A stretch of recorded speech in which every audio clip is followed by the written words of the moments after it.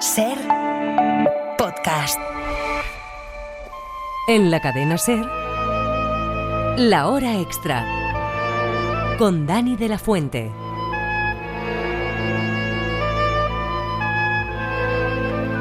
Es uno de nuestros grandes actores, emblema de una saga familiar de cómicos, ganador de 2 Goyas, un rostro imprescindible del teatro donde empezó y del cine.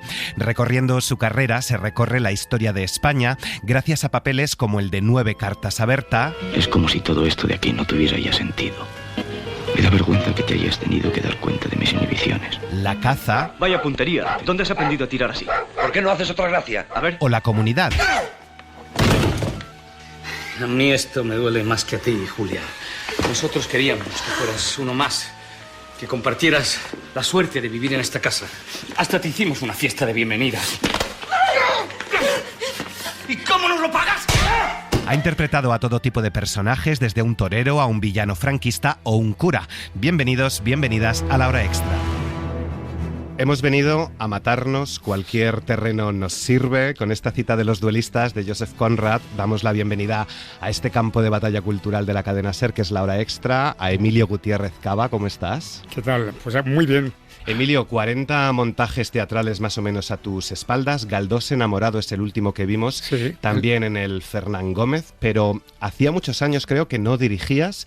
¿Por qué has querido volver a la dirección y por qué este texto en particular? Bueno, en realidad es una propuesta de Yapadú, de una productora de Valencia, y entonces me propuso el montaje hace ya un tiempo y a mí me pareció muy sorprendente.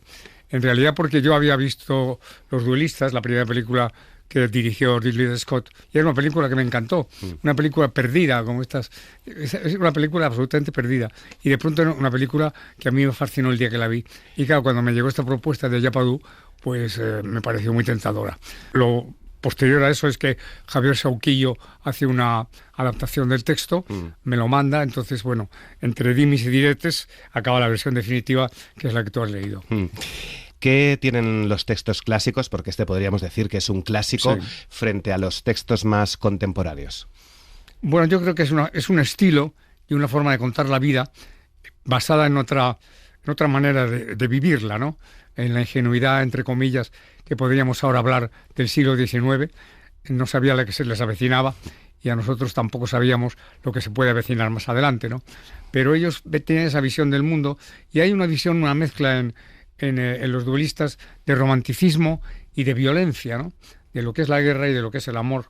Y yo creo que eso está muy bien reflejado en la novela, está muy bien reflejado en la película y supongo que estará más o menos contado de otra manera en el teatro. Pero es una manera cercana de aproximar la historia de Conrad. Si yo fuese espectador y no hubiera sabido nada de Conrad ni nada de teatro y voy por primera vez a ver la obra, enseguida que saliese de la obra me iría a una biblioteca, si es posible, o a una librería, si es que tiene un poder adquisitivo uno, y compraría enseguida Los Duelistas y la leería. Eso sería el complemento ideal. Y si ya veo la película, pues totalmente completo. Claro, habrá gente que nos esté viendo, que nos esté escuchando, que no sepa quién es Conrad. ¿Quién sabe hoy quién es Joseph Conrad? Se pregunta nada más empezar la obra. Los españoles son un poco desmemoriados, tienen ciertos problemas con el recuerdo del pasado, se dice. ¿Quién es Joseph Conrad, Emilio, para quien no lo sepa? ¿Y cómo transitas tú, a tu edad, estos tiempos tan desmemoriados, sobre todo por parte de los más jóvenes? Bueno, Joseph Conrad es un autor que nace en Polonia, Alemania, en esa zona intermedia que existe hoy en día. Hay una confusión europea, que es la zona de Ucrania, Polonia, Rumanía, toda esa zona que está tan cerca, pero al mismo tiempo tan lejos de nosotros, ¿no? Y Conrad nace en esa zona, que es una zona de mezcla eslava, mezcla germánica. Ahí hay un lío de razas, entre comillas, y un lío de religiones, de creencias, de costumbres, que hace que sea un personaje singular. Es el autor de cuentos y de novelas fantásticas. Está Lord Jim, por ejemplo, y habla fundamentalmente de En el corazón de las tinieblas, que es su gran obra, ¿no? Y bueno, y en la obra, en el texto que hemos escrito, pues se habla de que como la gente no sabe lo que puede ser En el corazón de las tinieblas, dice tal vez Apocalipsis Now, que es donde está inspirado precisamente En el corazón de las tinieblas, la película de Coppola. Entonces, bueno, Conrad es un escritor que abarca toda una serie de facetas, como podría adquirirlas Jack London en un momento determinado en la literatura inglesa, o como en ese momento en el siglo XX lo puede estar ocupando Benito Pérez Galdós en la literatura española, ¿no? Son escritores muy potentes que hablan de problemas de su época y de problemas un poco del pasado, porque esta historia está basada en un relato realmente relata lo que es el primer imperio, ¿no? 1794 hasta 1814, ¿no? Y entonces se va a esa época, un siglo casi antes, para empezar a contar la historia de unos duelos o un duelo singular que abarca toda la atención de Europa cuando Europa está llena en una guerra civil prácticamente entre unos contra otros, alemanes, austriacos, rusos, franceses, y de pronto se van, la gente, la sociedad civil se fija más en ese duelo, al menos en el cuento de Conrad, de una manera, yo que diría un tanto irónica, ¿no? Más en ese duelo que en lo que está pasando a su alrededor. Los duelistas, más que una novela histórica, diríamos que es antihistórica y además una sátira antibelicista. ¿En qué sentido? ¿Cómo se traduce eso? Bueno, se puede, tiene todas las lecturas que quieran los espectadores. A mí me parece que un texto teatral, cualquiera de ellos, salvo los que sean de teatro de diversión, están para que el público, para que la gente que se sienta allí en la butaca analice según su perspectiva lo que quiere ver o lo que no quiere ver, lo que desea extraer de eso o no desea. Y entonces los duelistas pueden ser tomados desde el tono irónico, desde el tono belicista, desde el tono romántico.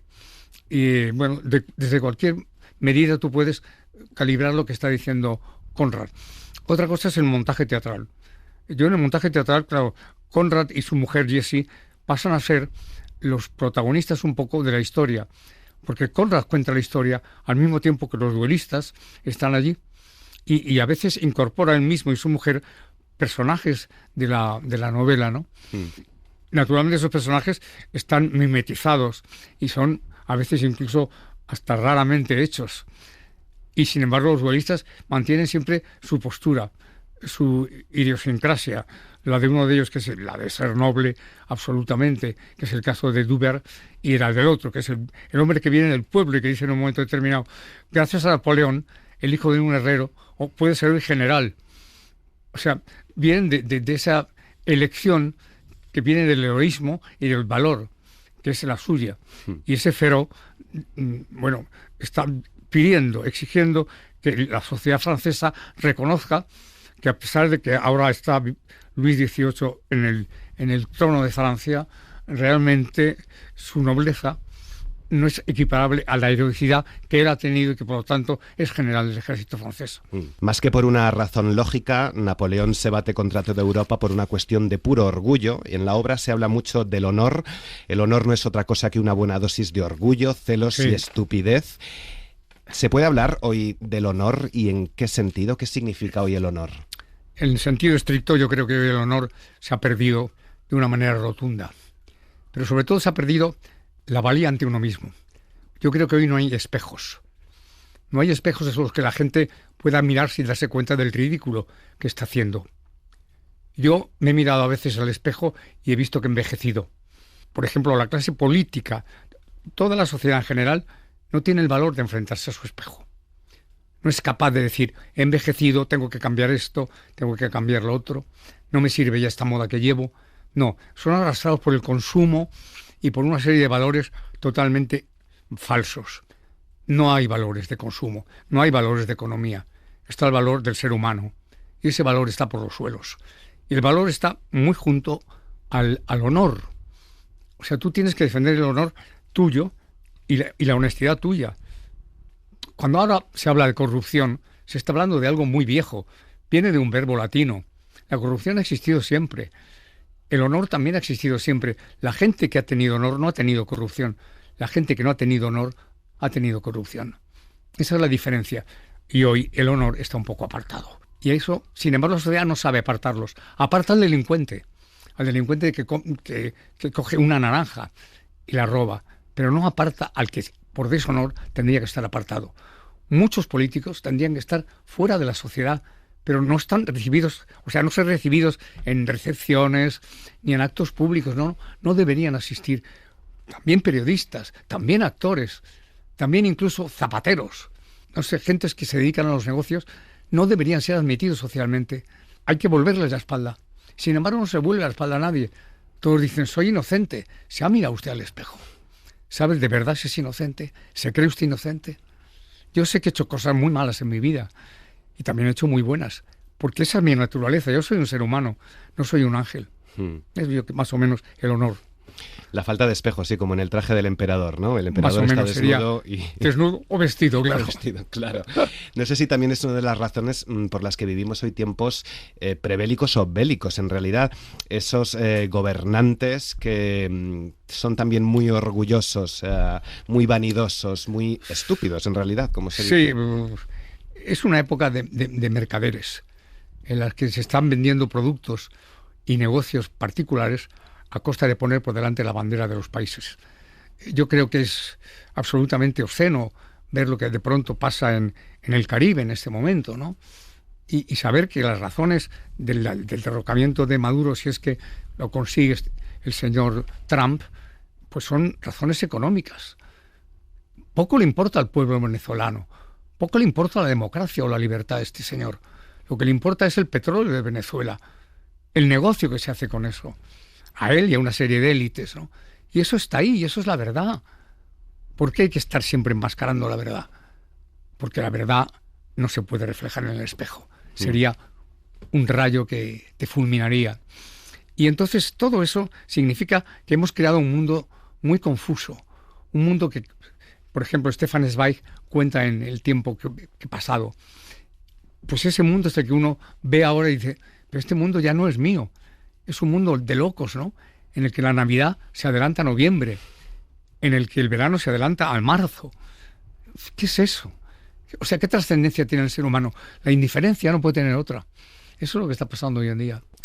Estos dos duelistas son Déubert y Feró, sí. Eso es, interpretados por Juan Carlos Mesonero y José Juan... No, Juan Carlos ha tenido que ser sustituido, sí, por Francisco Ortiz.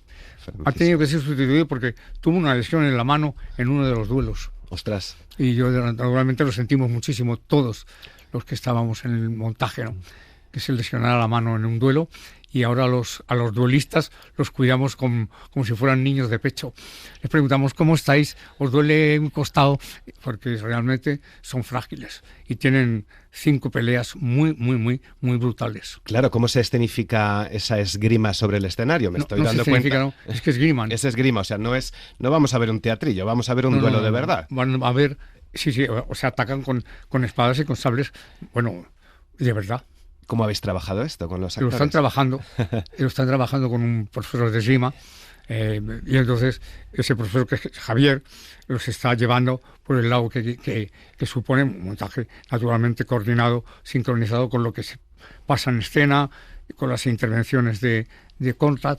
Todo eso está llevado así. Feró es la viva expresión del furor reprimido, actúa como una especie de drogadicto, buscando darse una razón para el vuelo.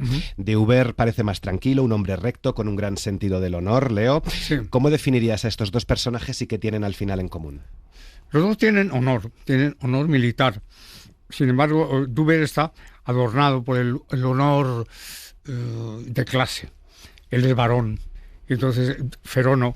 Feró es un hombre que es hijo de un herrero. Entonces, naturalmente, pues, eso marca también la clase social, ¿no? La forma del trato de las cosas. Feró quiere subir a una clase social y, sin embargo, Déubert quiere mantenerse en la suya. Y habla del honor, pero también habla del honor aristocrático. Es decir, yo soy noble, soy varón, y este es un tanto gusano, ¿no? Y hay ese mantenimiento, aunque no se nota, pero por encima de eso está el honor militar. Y los dos son militares. Y los dos admiran que son valientes, comulgan con esa valentía, y por lo tanto son iguales en eso. Y en eso Déubert nunca a Feró le niega que es muy valiente y que no merece nunca ser perseguido. Y le protege, curiosamente. Daniel Ortiz y Aurora García Agut, estos sí, no han sufrido incidentes. Ortiz, sí. Sí, Daniel es el gran hacedor de toda la obra, ¿no? Es el que cambia, cuenta y dice, soy Conrad, ¿no? Daniel y Aurora dan vida a Conrad y a su esposa mujer, Jessie, que dice que habéis introducido este personaje nuevo. Se desdoblan además en varias figuras para narrar la historia desde múltiples perspectivas. ¿Cómo es el diálogo entre ellos y el diálogo que mantienen también con los duelistas? Sí, eso es muy interesante. Bueno, el diálogo que mantienen con ellos es un diálogo absolutamente pues familiar, coloquial, de matrimonio. Y cuando ya están en papel dentro de la historia de los duelistas, se convierten un poco en esos personajes. Conrad le dice al público, ahora me voy a convertir en coronel. Pum, y se convierte en coronel. Ahora voy a ser Fouché, y se convierte en Fouché. Y yo creo que eso visto desde fuera es muy singular, porque tú no engañas al público. Tú lo que le dices al público es imagine, lo que hacía un poco Shakespeare, ¿no? Imagine ahora que es Fouché, créaselo lo que está contándole, pero no como Conrad, sino como Fouché. Y sale y entra de la escena, ¿no? Y yo creo que eso es muy atractivo desde el punto de vista narrativo. Es decir, si te sientas en una butaca y ves eso, dices, pues me lo está contando más o menos de una manera correcta, ¿no? Lo está llevando de una... O sea, no se rompe nada. No hay nada nuevo bajo el sol, pero se buscan formas de aquí y de allá, que son las que comportan la civilización y sobre todo el acervo cultural humano. Toda la entrevista con Emilio Gutiérrez Cava en vídeo en nuestra web y en tu plataforma de audio favorita. Los nombres de mi padre es uno de los mejores libros que hemos leído este año, un relato fascinante. El escritor mexicano Daniel Saldaña ha mezclado la búsqueda del padre con la identidad, el duelo, la arquitectura y la política de su país. Publicado por Anagrama, ha conversado con él Pepa Blanes. ¿Cómo surge la idea de conectar tres cosas? La idea de la paternidad o de la búsqueda del padre, con la arquitectura y con la política de un momento concreto que también nos toca ahora. Pues creo que, digamos, la explicación, aunque no es una novela autobiográfica realmente, porque, digamos, los datos fundamentales del personaje no coinciden con los míos, pero es verdad que mis padres fueron muy, muy activos políticamente, los dos muy de izquierdas, muy activistas, me concibieron en Cuba, con eso te digo todo, se fueron a La Habana como a un campamento de educación socialista. Por suerte no te llamaron Fidel. Estuvieron a punto, ¿sabes?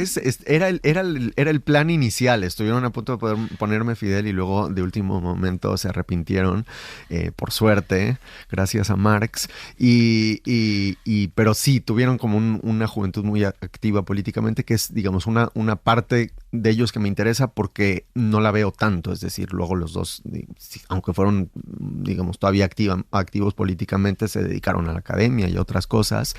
Y me interesaba reconstruir desde la mirada de este alter ego, de este protagonista que no soy yo exactamente, reconstruir una época, reconstruir un momento político y luego el tema de la paternidad, que creo que está muy presente. Las paternidades ausentes son un tema que recurre en la literatura latinoamericana porque es algo que sucede en las sociedades, ¿no? Es decir, el padre que se va.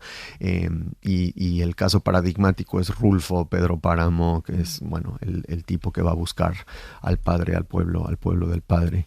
Y en este caso me interesaba hablar de esas paternidades no desde la ausencia, sino desde la multiplicidad. Un padre que no es que no esté, sino que puede ser muchos, que de alguna manera la figura paterna está diseminada en varios individuos. Y eso es lo curioso, y yo creo que lo curioso en cuanto al relato literario, pero también lo revolucionario en cuanto a lo social, ¿no? Porque en esta idea de la familia, cualquier ausencia se ve como un trauma, y aquí esa multipresencia nos da también una idea de que puede haber otros tipos de referentes en la familia, otros tipos de familia. No sé si había también un intento de mostrar otras familias. Yo creo que sí, pero digamos, no por razones ideológicas, sino por mera observación y experiencia. O sea, yo crecí siempre teniendo a mi padre y luego mi padrastro, el marido de mi mamá, y figuras adyacentes, un tío con el que viví aquí en Madrid, en fin, como que hubo varias figuras paternas, además de mi padre, y creo que es muy común en nuestras sociedades, ¿no? Es decir, cada vez sucede más eso, que hay como familias, pues eso, y que terminan todos comiendo juntos, y está el marido y el exmarido, y etcétera. Y me gustaba la idea de que hubiera un poco esa sensación, aunque digamos puesto en la ficción, donde es un personaje que sospecha que cierto individuo pudo haber sido su padre biológico. Oye, y volviendo a esa parte ideológica de los padres o a ese recorrido, claro, al final son...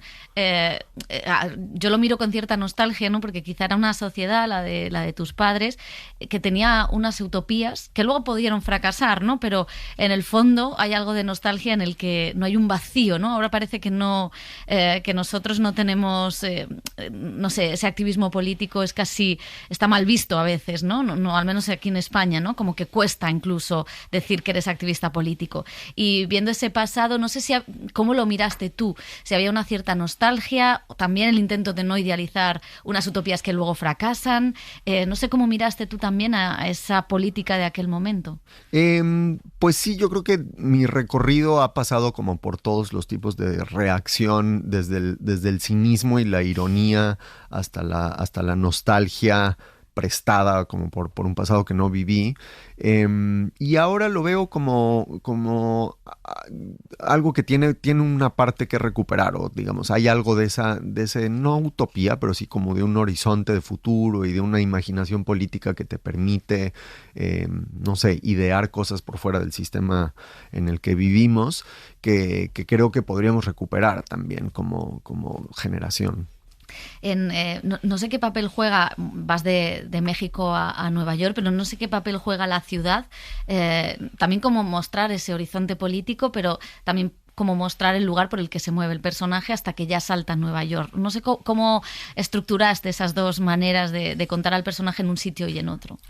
Sí, yo soy, digamos, un obsesivo de las ciudades en muchos sentidos, y siempre termino volviendo a escribir sobre ciudades, y me parece que aunque sé que hay un momento político también en el que se ha recuperado como la idea del pueblo y de lo rural y los espacios rurales, para mí la ciudad es el espacio de lo político. Yo estudié filosofía aquí en la Complutense y para mí siempre era como, bueno, Platón, Aristóteles, San Agustín, ese pensamiento político de la antigüedad estaba directamente atado al espacio de la ciudad, y me gusta mucho caminar. Camino mucho por las ciudades, incluso por ciudades en las que no se puede caminar, como la Ciudad de México, que digamos tiene unos cuantos barrios caminables y luego puede ser bastante hostil, pero disfruto el ejercicio de recorrer incluso esos espacios hostiles. Y decías antes, mencionabas que no es autobiográfica, pero hay muchas cosas de ti, y había leído que contabas que habías escrito esta novela casi cuando tu padre fallecía. Sí, la empecé a escribir cuando mi padre estaba enfermo de cáncer, y mi padre vivía en un pueblo muy pequeño en mitad de la selva en el estado de Veracruz, en México, que ya de por sí era difícil llegar a ese pueblo desde la Ciudad de México, pero luego me mudé a Nueva York porque me dieron una beca para escribir este libro. Y entonces era una procesión realmente, ir desde Nueva York, tomar un vuelo a la Ciudad de México, tomar un autobús a Jalapa y luego 2 taxis para llegar al pueblo de la selva, ¿no? Y había algo como de mi necesidad de estar en contacto con mi padre y escribir algo vagamente relacionado con su época también y con la zona de la Ciudad de México en la que él creció, que era una forma de hacerle un homenaje en vida. Me hubiera gustado que él llegara a leer la novela, falleció antes, pero es también como mi manera de vincularme con su recuerdo. Y por eso el libro es también un libro sobre el duelo, y además un libro sobre el duelo contado, el duelo de una manera diferente a cómo los libros sobre el duelo nos han hablado de lo que es el duelo. No sé qué papel crees que puede jugar la escritura y la literatura para contar otras formas del duelo. Pues yo creo que son discursos de la complejidad, ¿no? La literatura y las artes en general. Y eso puede servir, claro, hay una idea del duelo como un periodo bastante homogéneo de tristeza, donde todo parece parejamente oscuro, y en realidad tiene incluso momentos humorísticos, ¿no? Y también momentos como de no sé, de descanso y momentos de desesperación profunda, y yo creo que esas complejidades, esas cimas y valles las puede dar la literatura. y que, no sé, hemos hablado de la figura del padre, de esa paternidad ausente. Claro, también hay una relación, tú lo decías, es algo muy presente en América Latina, esa figura del padre ausente, desde Juan Rulfo, pero bueno, hay muchas autoras que siguen hablando, en sus libros está presente también esa fuga, pero no sé si significa algo más, si también es una búsqueda de la identidad latinoamericana, que ahora mismo no tiene no tiene una definición clara. Sí, yo creo que todas estas narrativas como de caminar hacia el origen o buscar una especie de vertebración identitaria pueden pasar por la paternidad, pero también eso, yo creo que en el caso del libro, aunque hay esta figura del padre desde el título, la madre es realmente, digamos, la constante en la vida del protagonista, y la madre es la que está muriéndose en el caso del libro, del protagonista, y yo creo que eso también se pasa por alto, ¿no? Digamos, ese lugar fundamental, digamos, nervio central de la identidad que confiere la maternidad, obviamente. Y luego tú utilizas una prosa como muy precisa, casi rápida, pero a la vez vas llevando al lector por como casi es un poco un joque noche, ¿no? Mucho menos salvaje, pero sí es un joque noche por México, luego por Nueva York, donde pasan cosas, donde se va de un sitio a otro, casi puedes ver el itinerario, ¿no? Eso está muy presente, pero a la vez hay mucho sentimiento, porque es el duelo de la madre, pero es la búsqueda del padre, o sea, hay muchas cosas. ¿Cómo se une todo eso en una escritura, en un libro que es breve? ¿Cómo se consigue hacer todo eso con un estilo preciso, ágil, casi feroz, podríamos decir? Gracias. No, pues mira, yo creo que tiene mucho que ver con la práctica de caminar. Es decir, sí creo que la caminata puede ser una forma de meditación también, porque al mismo tiempo que caminas por un paisaje, por un entorno físico, también caminas hacia un destino interior, ¿no? Es decir, como en las peregrinaciones o en las caminatas rituales o, qué sé yo, el Camino de Santiago. Aunque hay un destino físico fuera, también hay una especie de destino posible dentro de uno mismo. Entonces puedes jugar como con ese doble destino en la escritura, que creo que era el reto de la novela. Y luego hay un misterio, ¿no? Porque desapareció este supuesto padre que buscamos, y a la vez, cuando se descubre, casi da la sensación de que es es importante, ¿no? Porque ideológicamente es importante, pero casi, bueno, pues a otra cosa, o ya está, ¿no? Hay como un cierre, hay casi como una plenitud en el cierre. No sé si tenías clara ese recorrido y ese resultado. Me gusta que los finales se sientan como finales, porque creo que eso es lo que distingue a la literatura de la vida. En la vida no hay realmente finales, salvo la muerte. Fuera de eso tenemos una sensación de continuidad, es decir, te separas y luego te vuelves a encontrar a esa persona en otro momento de tu vida. Y en la literatura me gusta, digamos, siento que el final es lo que le confiere ese aspecto ficticio, ¿no? al libro. Y quería jugar un poco con un final que es a la vez real y ficticio. Es decir, hay un final que sucede en el relato, más bien, en la manera de explicarnos a nosotros mismos, donde efectivamente, como dices, no tiene tantísima importancia lo que haya sucedido en el mundo real, sino cómo nos lo contamos. Otra gran recomendación de este 2025 que vamos despidiendo es la del Nobel de Literatura Abdulrazak Gurnah. Un largo camino es su última novela, la historia de 3 jóvenes educados en entornos distintos, pero que sueñan con un mundo lleno de posibilidades en la Tanzania de los años 90. Una novela que habla de amor y resiliencia, con una mirada al colonialismo y al exilio, asuntos centrales de su obra. Raquel García. Abdulrazak Gurnah nació en Zanzíbar en 1948 y fue uno de aquellos jóvenes que en plena revolución decidió emigrar a Inglaterra en busca de un futuro con más posibilidades. Ha habido muchos momentos a lo largo de mi vida que he pensado, ¿qué he hecho y si era lo correcto? Y me sigo haciendo esa pregunta a mí mismo y en general a la sociedad y a la gente sobre la que escribo. Me gusta plantear esa pregunta. En uno de mis libros, que en español se titula Deserción, hay un hermano que se va y otro que se queda. Y la cuestión es si siempre es preferible buscar una vida mejor o aguantar. Es una respuesta que aún no tengo. Ese exilio voluntario es lo que le ha hecho vivir entre 2 culturas, entre 2 países con una relación poscolonial compleja y llena de altibajos, que se ha convertido en uno de los asuntos centrales de su obra.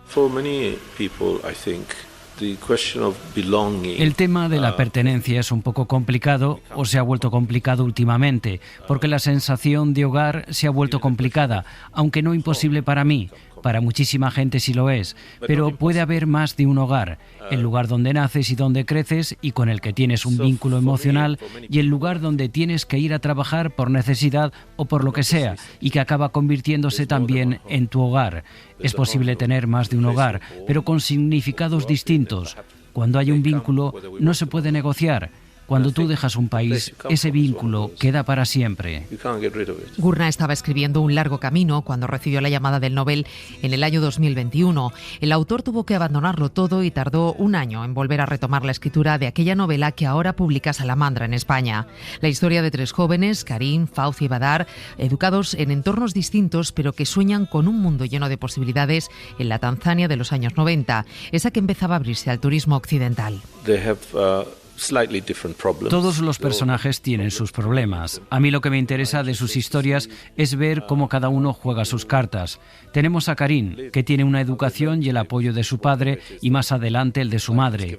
Tenemos a Badar, que no tiene a nadie y no entiende muy bien lo que pasa en su vida. No tiene estudios, es un sirviente y no tiene nada, y se ve obligado a dejar el colegio. Y también tenemos a Fauzia. Todos están en diferentes situaciones, y lo interesante de la historia es ver cómo se van desenvolviendo en la vida. La novela abarca varias décadas y distintas generaciones. Una historia luminosa que habla de lealtad y de esa capacidad de resiliencia del ser humano, de aquellos que son capaces de aceptar y de adaptarse a las situaciones, incluso de ofrecer apoyo en el peor momento. Me gusta pensar que hay algo noble en esa capacidad del ser humano de responder ante la dificultad, y muchas veces hay gente cuyas vidas están absolutamente destrozadas por las guerras y se ven obligadas a someterse a viajes horribles a través de las montañas y llegar a un lugar sin dinero, llenos de traumas, y aún así ser capaces de poder llevar una vida. Cuenta el Nobel africano que él siempre empieza a escribir con la necesidad de desentrañar, de entender, de investigar lo que pasa. Es un viaje por el que transita el autor del yo al nosotros, una forma de mostrar cómo lentamente suceden los cambios en determinados lugares y que quizá no sean tan distintos en el resto del mundo. Este verano les acercamos a las 2 exposiciones dedicadas a Yoko Ono en Berlín. Otra diferente ha llegado hace justo un mes al Museo de Arte Contemporáneo de Castilla y León. Yoko Ono, in Sound and in Structure, recorre a través de más de 70 obras la trayectoria de la artista japonesa desde los años 60 hasta la actualidad. Radio León, Óscar González. Un estrecho pasillo de espejos, un túnel de cortinas azules o un tobogán que desemboca en una entrada diminuta. Son las opciones que se encuentra el visitante para acceder a la retrospectiva que el Musac de León le dedica a la artista japonesa Yoko Ono. Un punto de partida que anticipa parte de lo que se va a descubrir al otro lado. Una propuesta a mitad de camino entre el juego y la reflexión, con obras que recorren más de 60 años de la carrera del artista.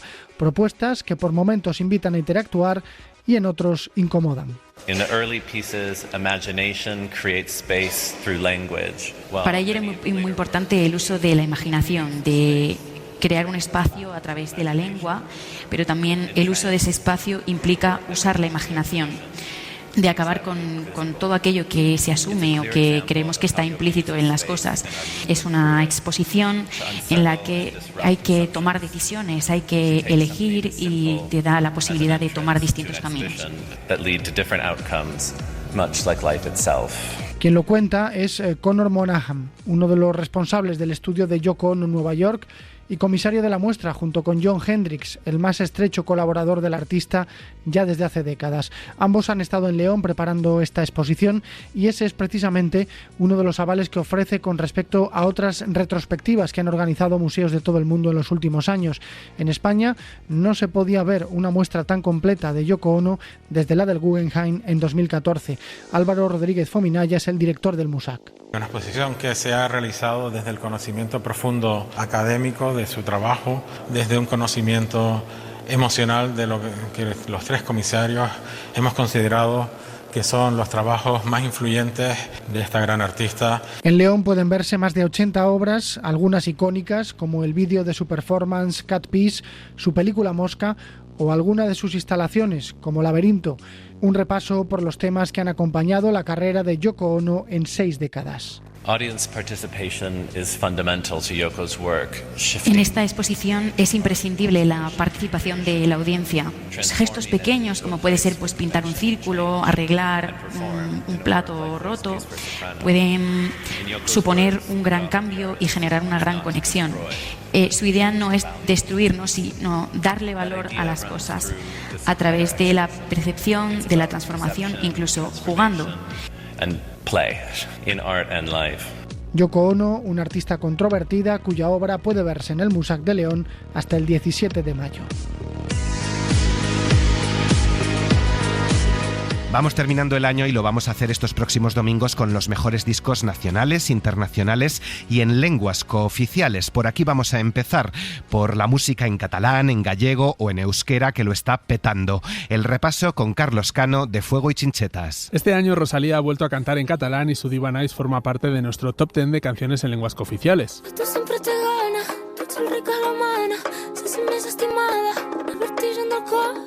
Pero también lo han hecho otros artistas conocidos sobre todo por sus canciones en castellano, como Estopa, Rodrigo Cuevas o Sidoní, nuestro número 10.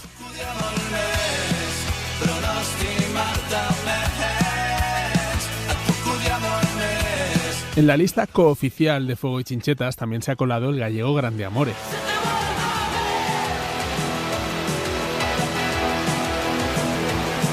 Y 3 canciones en euskera, Merina Gris con Lili Lee,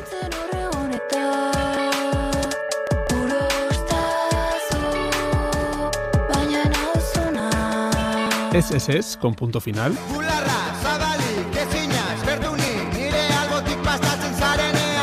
y Gorka Urbizu con Herri Txiki. Herri txiki baten sortu nintzen,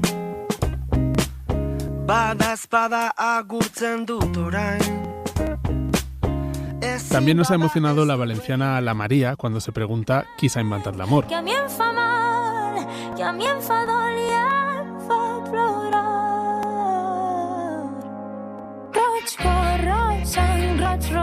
Y nos han hecho bailar los catalanes Flashy Ice Cream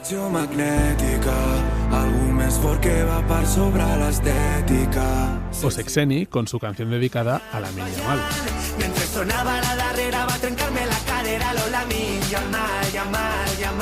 Y por supuesto una cumbia a Mal Guillem de Muska, la hermana de Batguial, con Guillem Gisbert, el cantante de Manel.